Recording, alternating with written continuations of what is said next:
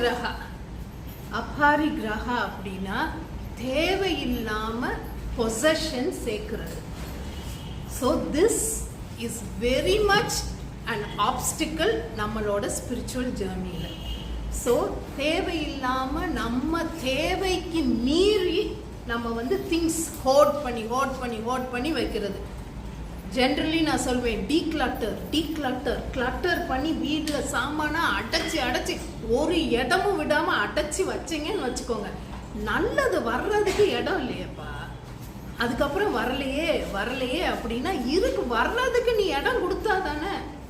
ஏன்னா உங்க வீட்டில் எப்படி இருக்கும்னு எனக்கு தெரியல, ஆனால் வீட்டுக்குள்ளே போனால் டைனிங் டேபிள்னா சாப்பிட்றதுக்கு மட்டும்தான் அங்கே இருக்கணும், பெட்ரூம்னா அது மட்டும்தான் இருக்கணும்.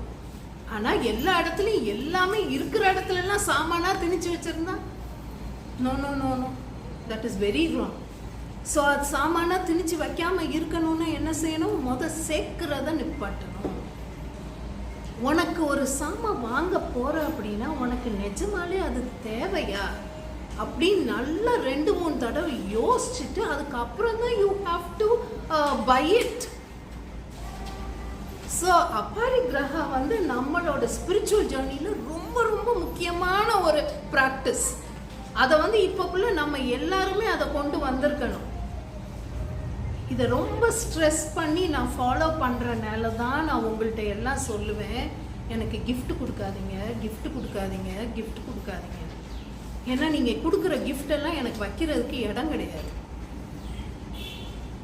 அண்ட் இன்னொன்று, அந்த ஸ்பிரிச்சுவல் ஜேர்னி ரொம்ப ஃபர்மாக ஃபாலோ பண்ணுறவங்க வந்து கிஃப்ட்ஸே வாங்கக்கூடாது. Actually aparigrahas that also do not take gifts from others. அது ஏன் அப்படின்னா நல்லா தெரிஞ்சுக்கோங்க, நீ வெறும் கிஃப்ட் மட்டும் கொடுக்குற அந்த ஆப்ஜெக்ட் மட்டும் கிடையாது, அதோட நீ வந்து உன் எனர்ஜியும் சேர்த்து தான் கொடுக்குற. அது நல்ல எனர்ஜியாக இருக்கணும். இப்போ ஒருத்தவங்க வந்து எனக்கு ஒரு கிஃப்ட் கொடுக்குறாங்க அப்படின்னா என்ன நோக்கத்தில் கொடுக்குறாங்க? திருப்பி ஏதாவது ஒரு எதிர்பார்ப்போட கொடுக்குறாங்களா? will I be able to fulfill that? அதை வந்து ரொம்ப யோசிக்கணும் நம்ம. எங்கள் ஸ்கூலில் எங்கள் பிரின்சிபல் வந்து யார்கிட்ட கிஃப்ட் அக்செப்ட் பண்ண மாட்டாங்க. அப்போ யோசிப்பேன், என்னடா ஒரு பர்த்டேக்கு கூட ஒன்று எடுக்க மாட்டேங்கிறாங்க அப்படின்ட்டு. அபாரிகிரகா, once you take something from somebody, you are obliged to return something. You have to give in return for what you are receiving. சுஜிட்ட சொல்வேன், ஏன்பா எவ்வளோ சொன்னாலும் பிள்ளைங்க எனக்கு கிஃப்ட் கொடுத்துட்டே இருக்காங்க, நீங்கள் கொடுத்துக்கிட்டே இருக்கீங்கல்ல. I thought of that a lot.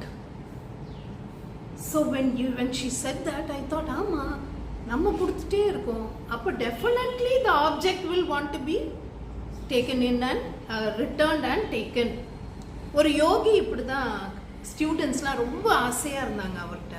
அப்போ ஒரு ஸ்டூடெண்ட் வந்து ஒரு வாக்கிங் ஸ்டிக், அவருக்கு வயசாயிடுச்சு, நடக்கிறதுக்கு கஷ்டப்படுறாரு அப்படின்னு சொல்லிட்டு கொடுக்குறான். நான் வாங்க மாட்டேன், ஏன்னா இது வந்து நான் எடுக்கக்கூடாது, எங்கள் ஜேர்னியில் நாங்கள் இதை வாங்கக்கூடாது. அப்போ அந்த டிசைபிள் சொல்கிறான், எனக்கு நீங்கள் எதுவுமே திருப்பி செய்ய வேண்டாம், இதை மட்டும் நீங்கள் வாங்கிக்கோங்க, எனக்கு எதுவுமே செய்ய வேண்டாம் அப்படின்னு சொல்கிறான்.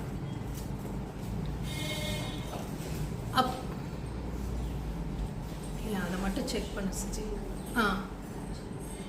அப்போ அந்த குரு வந்து வாங்கிடுறாரு. அதை வாங்கிட்டு அவர் என்ன சொல்றாரு அவன்கிட்ட, சரி இப்போ எனக்குன்னு கொடுத்துட்டேல, நீ எதுவுமே எதிர்பார்க்கல, அப்போ நான் வந்து இந்த வாக்கிங் ஸ்டிக்கை உடைச்சிடுறேன் அப்படின்னோன்னு அவன் சொல்றான். ஸோ உன் மனசை உள்ள வச்சு கொடுக்குற நீ, உனக்கு ஏன்ட்ட இருக்கிறதும் உனக்கு கொடுத்துருக்கேன், நீ இதை இப்படிதான் வச்சிருக்கணும். அந்த energy when we receive, it is not right.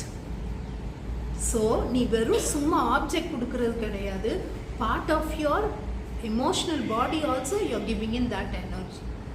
So when you receive things from people, you should be very careful, think twice. நம்ம வந்து கிளட்டரை மட்டும் மனசில் வச்சுக்கோ, இது அப்புறம் யோசிச்சுக்கலாம். சாமான் சேர்த்து உள்ளே வைக்க இடம் கிடையாது. அப்போ என்ன செய்வேன், அதை வந்து யாருக்காவது தான் கொடுக்க தோணும். சில சமயம் மறந்து போய் உங்கள்கிட்டே திருப்பி கொடுத்துடலாம். அப்போ என்ன தோணும், மேமுக்கு ஆசையாக நான் வாங்கி கொடுத்ததை திருப்பி ஏன்ட்டே கொடுத்துட்டாங்க.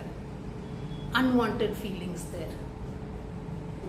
ஸோ நம்ம ஜேர்னியில் நம்ம வந்து அஃப்கோர்ஸ் கிஃப்ட்லாம் வேண்டாம் அப்படின்லாம் நீங்கள் உங்களை யாரையும் நான் அப்படி இருக்கவே நான் சொல்லலை. Clutter do not accumulate in the house. வீடு சுத்தமாக இருக்கணும், தேவையான விஷயங்கள் மட்டும்தான் வீட்டில் இருக்கணும். நீ உனக்கு மேற்கொண்டு நல்ல பாசிட்டிவ் எனர்ஜி உள்ளே வரணும்னு நினச்சேன்னா வீட்டில் இருக்கிற குப்பையெல்லாம் நீ கிளியர் பண்ணாதான் you will allow good energy to flow inside your life. Okay, so keep this